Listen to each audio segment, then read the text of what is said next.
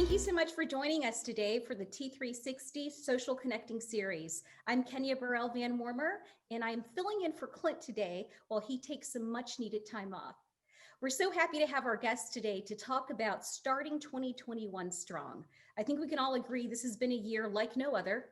We are ready to usher it out and usher in the new. And we have some amazing leaders with us today to talk about what their organizations and committees are doing to not only stay committed to their focus within the industry, but how we're going to start 2021 strong. So I'm proud to have Michelle Walker with us today. She is the 2021 Diversity Chair for the National Association of Realtors. Welcome. Thank you. And honored to have John Thorpe with us today. He is the National President of the Real Estate Alliance LGBTQ+ organization.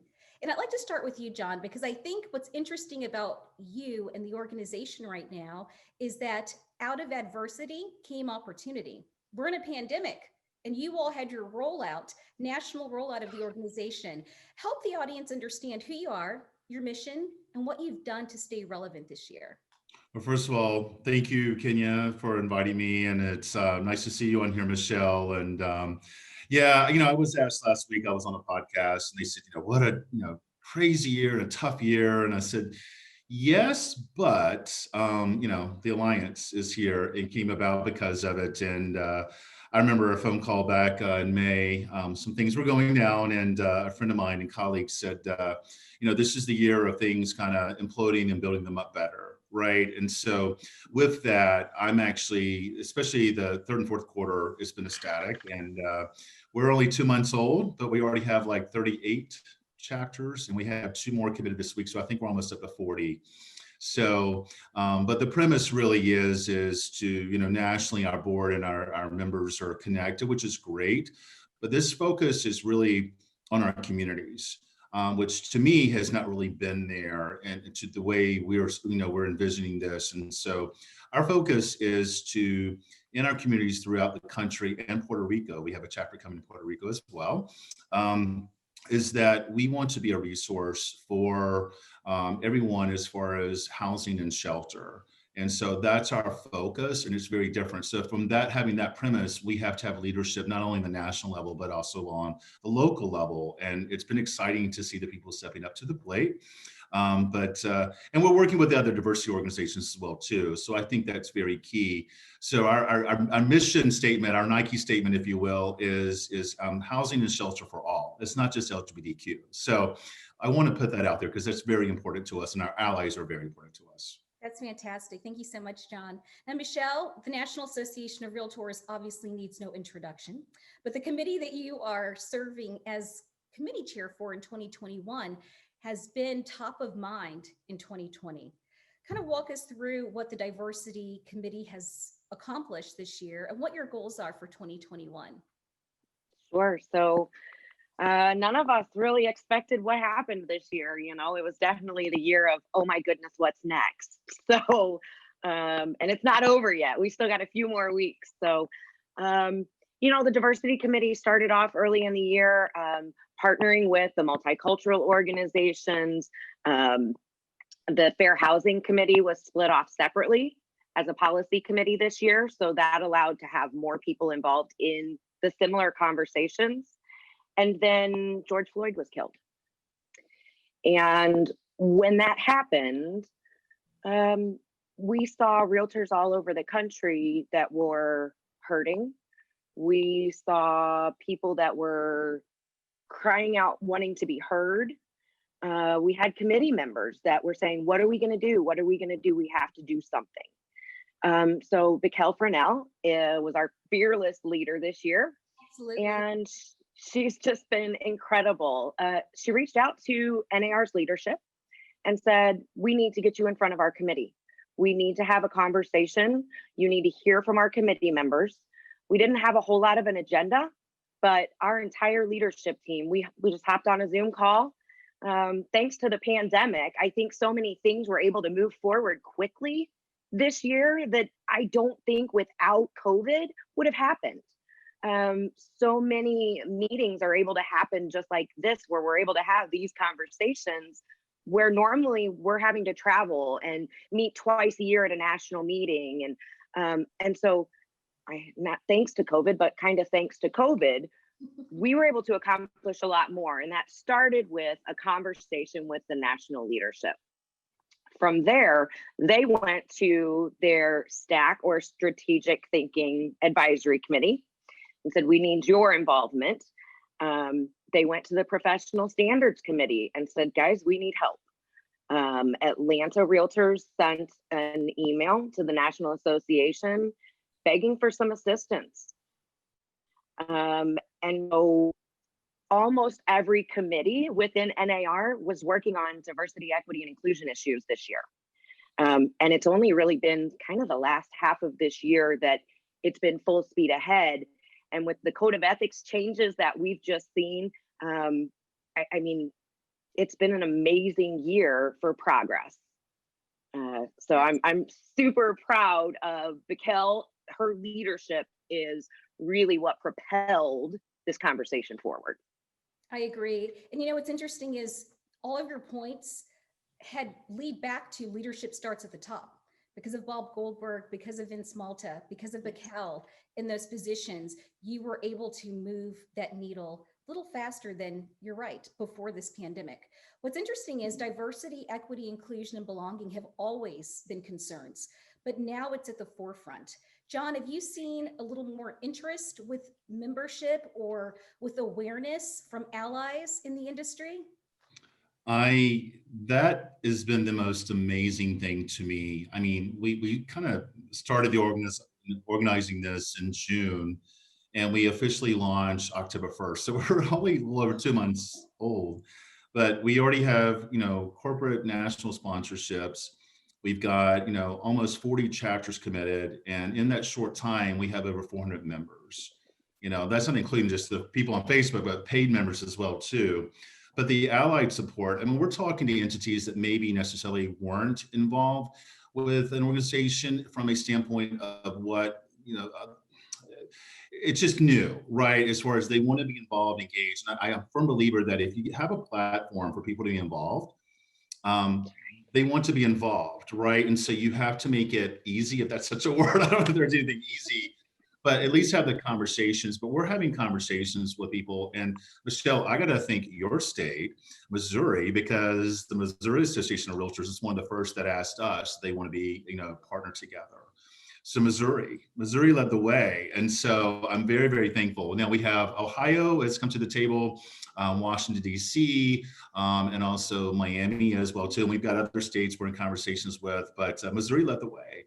So these weren't conversations that weren't necessarily developed. Maybe they were conversations, but they weren't heard. And so in working with the other diversity organizations, ARIA and NAREP and NARAB, it's just really just amazing to see that we can all work together better, right? And so that to me is true equity. And so I'm looking at all the positives. I mean, yeah, there've been a lot of challenges. I mean, let's face it, this spring, I don't think any of us want to go through that again. But at the end of the day, are we coming out of this better than we were before? And absolutely. So I'm excited for New Year's Eve for 2021 because the foundation has been laid for all of us, right? And in a better way. And so I'm ready for it. You brought up a good point. And Michelle, I think you may be able to relate to this. Conversations. And I think that's where it starts. It starts with individuals. It's not an email. It's not a webinar. It is a conversation. And I think these are conversations, tough conversations that we've shied away from in the past. How has the Diversity Committee seen a difference in member involvement or member engagement, Michelle? And if you wouldn't mind sharing a little bit of information about grant opportunities that the Diversity Committee can offer. Absolutely. So Missouri actually took advantage of a grant through the National Association because we didn't have very many multicultural organizations within the state. And so Missouri got an NAR grant to help foster and grow the multicultural organizations within our state. I didn't realize we were the first one, so that's really great to know. Thanks for sharing that, John. The difficult conversations, is that what you had asked me about? Sorry. No, it's okay. Yeah. It's starting. What's interesting is there's some things I think that were off the table as it relates to diversity, equity, inclusion, and belonging. But I think that everything's on the table now. Just curious to know how the conversation, which way the conversation's going right now. You know, I think the conversation's going. I think it goes in a lot of different directions depending on who you're talking to. I think that the key is that there's more people that look like John and I having conversations with people that don't look like John and I about subjects that have always been too taboo to talk about. Our parents always told us, well, you don't talk about race, you don't talk about religion, you know, you don't talk about sex, you don't talk about these things.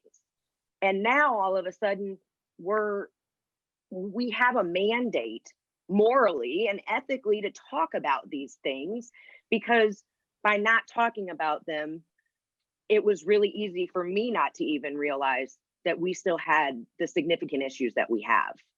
And so it's through these conversations that I've realized that there are a lot of things that happen that don't happen to me.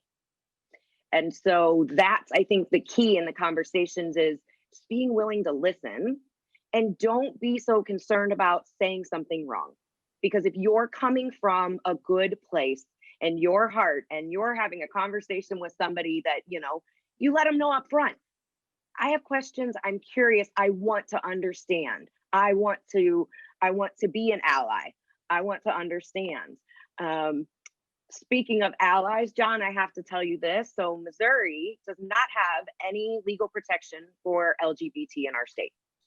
However, Missouri Realtors has just approved strong support. So not just support, but strong support for what's called MONA, the Missouri Non-Discrimination Act. And I'm proud one of the agents that works for me happens to be a state rep who is actually the sponsor of that bill. So hopefully this year in Missouri, we can get, you know, equal protection for everybody, because in my mind, and I think that of the realtor organization, everybody's equal. Doesn't matter what you look like, where you live, what you believe, who you love. We are all the same people. We're people. And so I think that it's critical to just have the conversations. Don't be afraid to say the wrong things. I stick my foot in my mouth all the time. My 16-year-old social justice warrior daughter is more than happy to correct me. And, you know, you just got to be able to jump in and say the uncomfortable things, and know you're going to say the wrong things too. But I think that's part of the learning process, right? And John, can you believe that it is 2020 and we're still having the conversations about rights at this point? Well, you know, I mean, first of all, Michelle, you said a lot there that I want to address. I appreciate you starting it.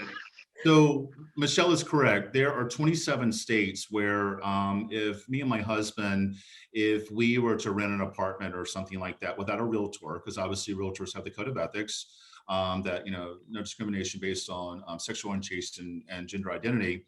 But if we were renting a place and it was just not a realtor involved, we could be kicked out for just being gay. And that's shocking, even to a lot of industry leaders.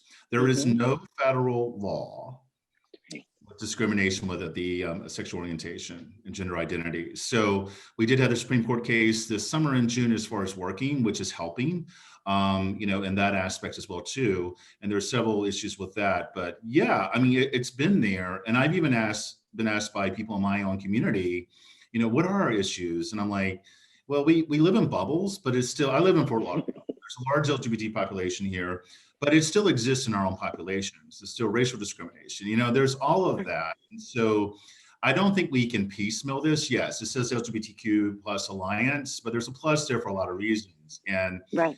Systemic issue. And that's why I'm very excited to work with the different organizations out there, because you know, I'm fortunate I work for a company that has been there, and I led our ERG for the LGBT group. And we just put things on the table. And going back to what Michelle said, as far as not being able, you know, not being afraid to not knowing everything. I really didn't know as much as I should know about the transgender community. And here we have, you know, there's benefits for our employees and things like that. And we signed the Equality Act. And so don't be afraid to be wrong. You know, it's when I started my real estate career, my manager said, you know, the most successful people fail a lot. So I don't think it's a failure in being wrong, but, you know, that's how you learn, right? Because it's day, if you're not looking to be better every day, then, what's the point to me? And so I think Michelle tied that in correctly, but 27 states, it is legal to discriminate against LGBTQ. And we need to change that. We do. And what's interesting is there is light at the end of the tunnel. The new administration has said the focus of the first 100 days would be equality. So looking forward to some changes that start at the top that can manifest throughout the rest of the country. So Michelle, would you mind, I'm going to take a little personal privilege here to share that the Houston Association of Realtors applied for some diversity grant opportunities. And I'm proud to say that we were able to work with a local artist and work in an underprivileged neighborhood and bring a mural. So educating through the arts, through diversity, they've been such great opportunities from NAR. And I don't think a lot of people know that there are opportunities in most of your local markets to be involved in the community, be engaged in the community with a diversity component. And, a lot of people are saying now, we want to be involved, we want to be engaged, we want to do something. Can you help direct them on what these grants look like and how easy it is to make a difference in their community? Absolutely. So there's 3 different levels of grants within NAR. They can be for things such as an educational event. You can bring in a powerful national speaker that's going to draw attendees. NAR will help pay for that. You can do community-based events where you're partnering with leaders in education and criminal justice, and all of the systemic parts of our society have to all work together. I think that's one of the things that's really come out of this year, is that without education reform and equality for all people, things aren't going to improve. So there's some systemic things that we've got to work on. And so NAR has money and is investing back into our local and state associations to provide funds to be able to partner with different organizations, put a park in an inner city neighborhood where there might not be a safe place, or a realtor bench where it's make a friend. There's all lots and lots, the sky's the limit. So use your imagination and be creative, because that's what we really want to see, are the new ideas. The mural, incredible. I mean, that is a lasting impact where people will see the realtors care about our community. And I think that that's the key, is utilizing and tapping into the resources that NAR has to make that impact at the local level. So don't take it for granted, because where I live in St. Charles County, we're in a suburb of St. Louis. Diversity is not as large of a focus in a 90% white community. However, there are tons of conversations, and our community is one of the communities where we need these conversations even more so. And so NAR has the resources to be able to bring all of these different organizations together and fund some significant programs to have those difficult conversations and get them to a level where they can really have an impact. That's great. Where could they find this information, or would you prefer someone reach out to you, or is the website the best place to go to get things started? I think the information is totally on the website. There is a diversity section. Fred Underwood is the staff liaison for the Diversity Committee with NAR. He's been a phenomenal resource. I know that he can help some of the local AEs and things, or whoever's writing those grant requests. He will walk you through the process, and it is a very simple process. It is not a difficult process at all. It's not a 10-page grant application. You tell us what you're wanting to do. You tell us how much funds you're going to need.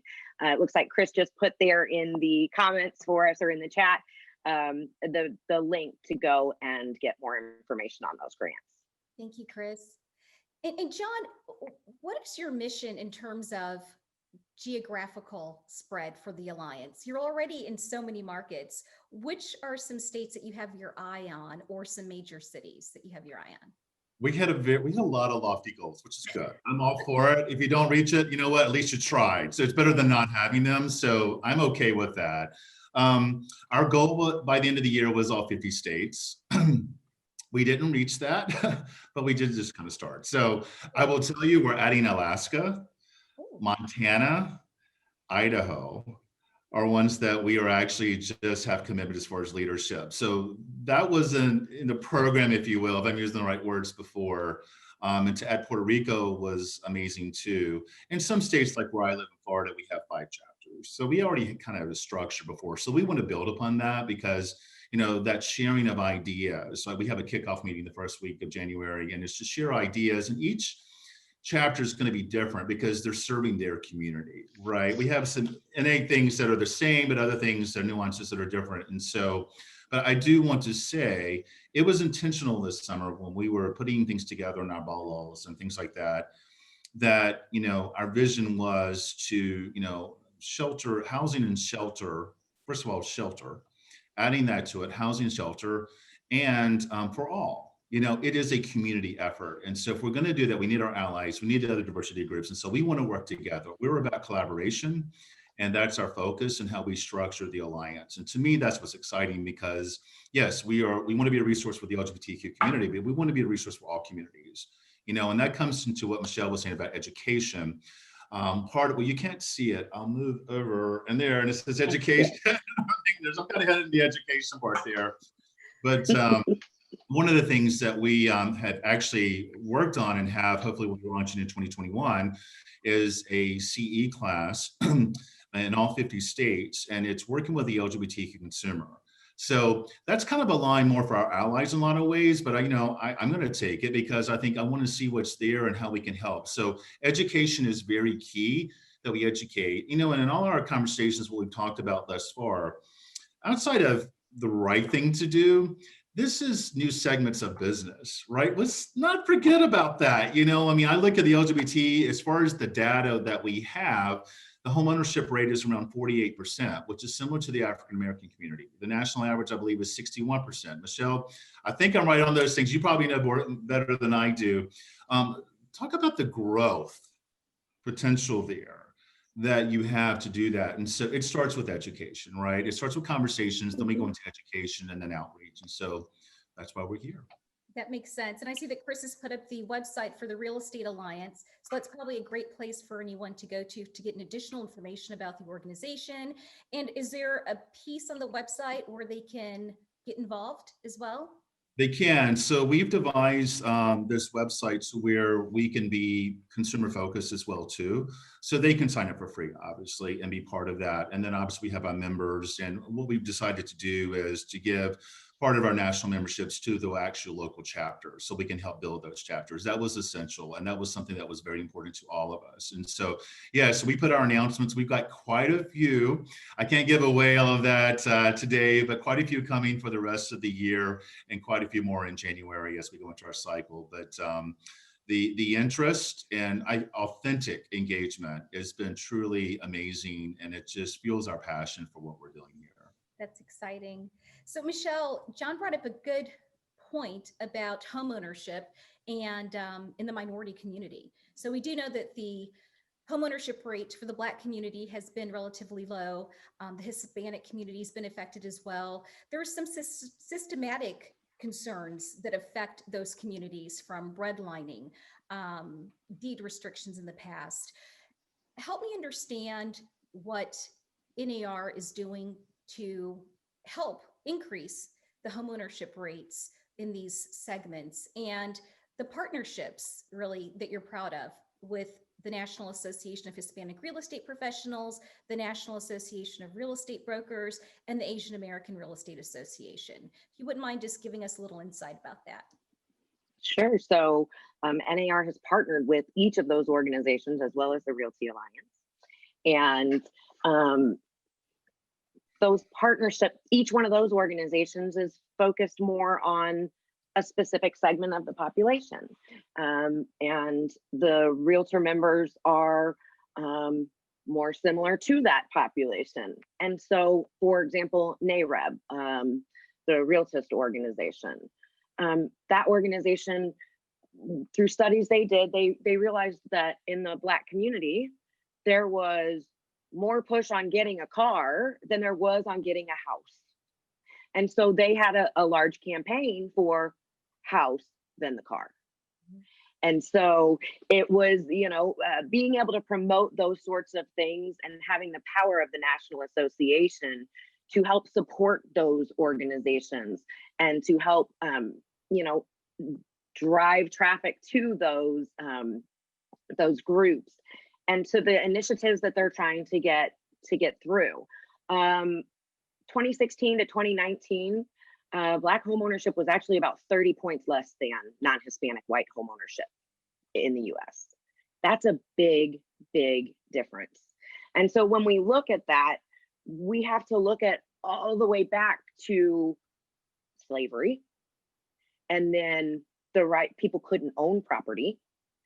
And then, once they could own property, the deeds kept them out. And so only for, the last 52 years have people had a chance to even start getting caught up to where some communities have been for years and years. So there's definitely a big gap. And I think that it is the responsibility of realtors and lenders and, all of the industry professionals to focus on that, because we know that stronger communities are built by home ownership. And so when you've got communities where it's almost impossible to even get a loan, we need to start promoting things like an urban home loan program. We have the rural, USDA loans. What about an urban program? Because appraisals are an issue. And there's lots of issues that keep people from being able to purchase a home. And so I think that we need to look at all of those things, pool the resources from the Asian American Association and NAREP, the Hispanic Real Estate Professionals, NAREB. Everybody has to come together and tackle it as a one problem instead of siloed problems with this group, this group, this group. It's across the board. And I think everybody's going to have to work on it, like I was saying before, systemically. Because even real estate, we're not in a silo just with home ownership. It's a direct correlation to education. Where you live determines your education as well. And your education is going to also determine your outcomes in life. So it's really the systemic,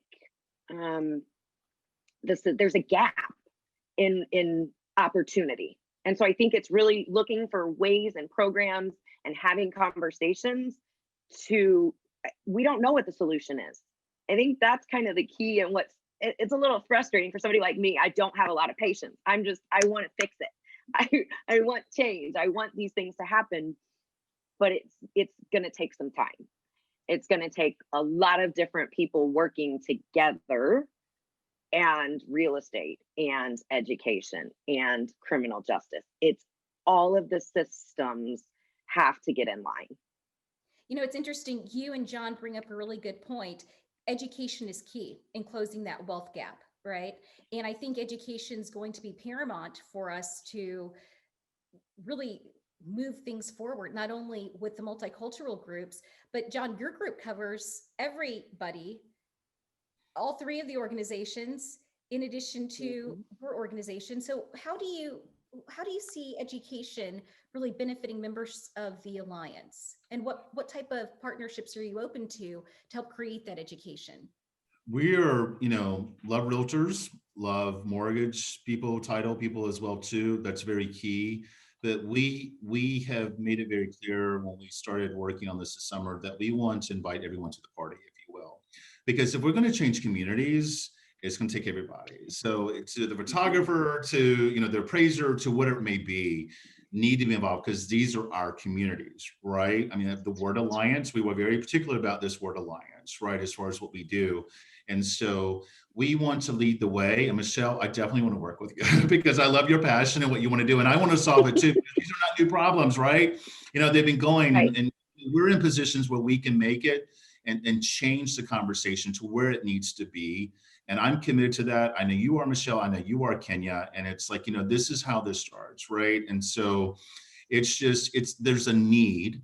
It's business sense. But I think everyone has to be there because we need to help each other out. I say this in all the podcasts and sessions I do, and I think this came to a saying in apartheid, but it was like, no one is free when others are oppressed.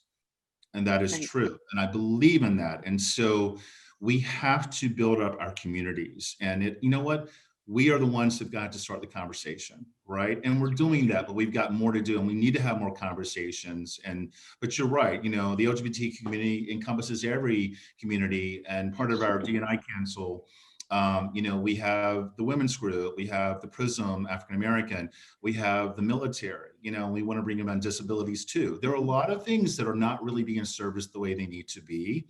And guess what, everybody, this is new business. There's existing business, there's more business there. So from that standpoint, it should be there, but we're doing it because it's the right reason, because we want to make our communities better. And the more homeowners you have in the community, the better off our communities are going to be. That's right. Absolutely. For We sure. all have a responsibility. You're absolutely right about that. And not only is it the right thing to do, but it also does affect your bottom line. So that's a very good point as well. Yeah. Well, what's interesting is that we're having these conversations today, and these conversations will carry over obviously into 2021. What do you see, Michelle, as being a greater part to the diversity piece? I'm going to take us back to November and professional standards 10.5. Sure. I think we've all heard about 10.5, and it's interesting how professional standards and diversity almost meshed when it came to the new language to fair housing and the new language for anti-hate speech. Would you mind sharing with the audience a little bit about what 10.5 is and the impact it will have on membership? Sure. So 10.5, it says that realtors cannot use hate speech, harassing speech, racial epithets, and slurs. And, we heard from a lot of people, well, I have my First Amendment right to say whatever I want to say. And what we found was, once people became more educated, and they were shown what's being seen out in the communities, realtors saying very inappropriate things. I'm just going to put some of them out there right now. I saw a realtor post about protesters, and she said, when you lay down with dogs, you get up with fleas. Mm. Those sorts of things cannot be a part of our profession. And if it is a part of our profession, it certainly should not be a part of our realtor organization. And so for NAR to lead the way, and I just have to give Matt DeFanis some props, because I'm telling you what, he came under fire and he handled it like a champ. It was just incredible to watch him. He laid it out for people. He said the words and the things that nobody wants to say or hear. But it has to come from that level in order for people that it doesn't impact to actually believe that it's happening. Because when it doesn't happen to you, it's very easy to say, yeah, that just isn't really happening anymore. Until it starts coming from the top and you're seeing and you're hearing, oh my gosh, this really is happening. Maybe it's not, I'm not seeing it, right, but that doesn't mean it's not happening. And so I was very, very excited that it passed by such a large margin. And, the November conference, the annual conference, NAR just knocked it out of the park. They just absolutely knocked it out of the park. When the Newsday article came out last year, late 2019, and NAR came out very quickly and said, we are going to ACT. And that's an acronym because, we are the letter of people and we use lots of acronyms in our industry. So ACT, A-C-T, is accountability, culture change, and training. And so what NAR has done over the last year, we have implicit bias. It's about an hour-long implicit bias video that just opens your eyes to the fact that it doesn't matter what you look like, you have biases. We all have those biases. I read a book recently called White Fragility. And the premise of that book is that part of the reason it's so hard for white people to talk about racism is because we feel guilty. Because once you accept that this is actually a thing and this is actually happening to people, then you feel guilty because you didn't realize that it was actually happening before. Or you're struggling to accept that, well, that's not what somebody meant by that. So it's really it's a reckoning you have to have almost with yourself. I consider myself to be somewhat woke. However, I catch myself in these, ooh, is that person, my first impression is a tendency that I have to catch and say, oh, don't do that. Don't do that. But that's been a learning experience for me to even be able to recognize those things within myself. So ACT, Accountability, Culture Change Training, implicit bias. They split off. They have a new fair housing committee that is actually, working on policy at the highest level, supporting equality for transgender folks in emergency shelter. That's something that the Fair Housing Committee put forward this year and said, we need to make sure that a homeless shelter can't turn somebody away based on their gender identity. I mean, how tragic. They're there because they're in desperate need of assistance. And because of who they are, they're legally allowed to be turned away. So the culture change, the conversations, I mean, it's so thick in the air right now that you can feel it. Mhm. The training, Fairhaven.Realtor, Fairhaven just came out. That's a fair housing simulator. So real estate agents can go through transactions and feel learn and feel what it's like to be discriminated. You get to pretend to be that buyer and go through that scenario, and you're shocked. You think, oh my gosh, I can't believe that that's actually what happened. And so that's the training piece. I mean, they're consistently putting out new things to try and keep this in the forefront. This is our lane. This is definitely our lane. I don't know, if somebody wasn't at conference in November or they haven't been paying attention, realtors, we supported the segregationist policies, and the code of ethics didn't allow us to integrate neighborhoods. It was a violation of the code of ethics to integrate a neighborhood. And so not realizing that that's where we came from, is tough. Once you realize that that's where we came from, then you should feel that obligation to try and do something to better those communities that were impacted by the decisions that others made in the past. Absolutely. And well said. What's interesting is it was very refreshing for Charlie Oppler to come out and say, hey, we've made some mistakes as an association. We've made mistakes. We're sorry, and we need to move forward. So I think acknowledging the past wrongs is a good way to move forward. And you're spot on with self-awareness. I think this summer has led us all into a better sense of self-awareness and what that means. And John, I'd love to know your thoughts about 10.5 and the impact it will have, because I think that at some point we all believe that we could police ourselves. And this summer, the pandemic and social injustice has really shown that we can't. So having 10.5 is something that is a necessary good for our industry. Yeah, I mean, I've got several things. I think it will relate and somehow it's at 10.5, but before the Alliance, I officially became the president, and my role at my job, as I call it, in addition to that role, I was in charge of the LGBT ERG. And I had a session this summer that I pulled the Band-Aid off, but it needed to happen. And maybe because of, things were going on with social injustice, but I actually had a session and we had the most attendees ever. We had, I think, over 10% of our population of employees at Realogy, which is about 12,000. No, we didn't have 12,000 at this. We had about 200 or so, but the topic was discrimination in the LGBTQ community. Ooh. And people were shocked. I'm like, oh, no, it happened and it's real. And I said, we're going to have a conversation about it. because it's that. And, if you see on Michelle's logo and you see on mine as well too, I had the ability to change our logo at Realogy for Pride, and also the logo for the year G. And we added the colors of black and brown. And that was intentional. And also as pink and light blue. And there's a reason why those colors are there. And part of that was in the gay communities, and specifically Philadelphia gay community, the African-American and Native American LGBT community felt left out. And I agree. This is a white gay men's world in that aspect, right? And so we need to address that. So it was very intentional.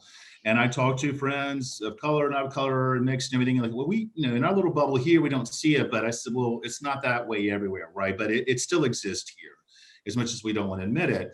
And so, and a friend of mine said, if it changes, one person feels more accepted, then do it. And I said, that's it, and so we did that. And the outpouring of people of just making that change of what we did was amazing. So it is within all of our power to make changes.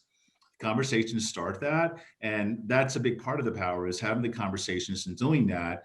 But, I look at, as far as in the LGBTQ world, I mean, my now husband and I have been together almost 17 years. December 30th is our 17th anniversary.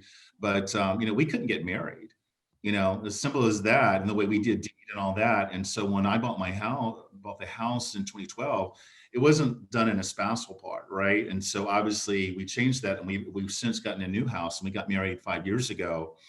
But those are issues. Those are real issues. So it's not just realtors, it's mortgage, it's title, it's a lot of things that we have to change. And that's not an easy order, but we've got to start the conversations. I think they've started. We need to kind of deliver. Thought leadership's great, implementation's better, right? That's where we are. We're in implementation. So here we are. Right. Absolutely. Well, speaking of conversations, I hate that this one has to come to an end, because we are almost at that time. But I do want to say that this is how things start: having conversations, bringing in allies, bringing in partners, and being able to listen and better understand each other. Because at the end of the day, it is going to take all of us to make changes, but it's going to take all of us to bring those people to the table. So Michelle, would you like to share some final words before we wrap up? Just keep doing good things, keep having the conversations, tap the resources that NAR has available, put in for those grant funds, and spend that money making an impact and a difference in your community. Great. And John? This is kind of my vision for 2021 is to keep things very simple, because I think we got so complex this year for a lot of reasons that, out of our control. But this is kind of I don't know why it's hitting my head, but I'm just going to put it out there. It's really it is about education, but it's also being in someone else's shoes. And I remember years ago, there was something I saw where there was a realtor, but they went into where they saw I think it was Phoenix or someplace like that. There was a homeless problem. And the realtor actually put up there, said, what if this was you? So imagine when you're at that stoplight or just sitting somewhere, or you're observing something, what if that was you? So if someone is different than you, that's not white, that's not gay or whatever, think about walking in their shoes, and just, I don't think it's a lot of effort. Just imagine, have some, empathy, I think, from that. But it's not a sorry one. Just say, look, we all have our different trials and things like that.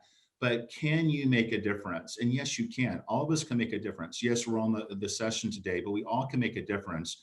But just be cognizant of your community and what's around you. And I challenge everybody the next week or so, just kind of sit and think in your daily business lives, whether you're in the car or whatever it may be, and just imagine where their life is at. And just think about those things, because these are our communities. We've chosen to live with our communities. And why would we want to make it best for all? Because we're all going to be happier if our communities are thriving. Absolutely. With that being said, you all are just fantastic, great leaders. You're empathetic, you're caring, you understand, and you are out educating the masses. So thank you so much. Thank you for all that you do with your day jobs, and you do with your leadership, within your leadership positions. And we wish you nothing but the best going forward in 2021. And with T3, we are committed to diversity. That's something that we are passionate about, and we will be in touch with you all soon about some information regarding the T3 Foundation on how we can help increase the underprivileged entering the industry. So looking forward to partnering with you all on many levels. And thank you again so much for all that you do to make our community a better place. And thank you to each of you for joining us today. Have a good one. Thank you for having me. Michelle, thank you. It's been a pleasure. You too. Thank you.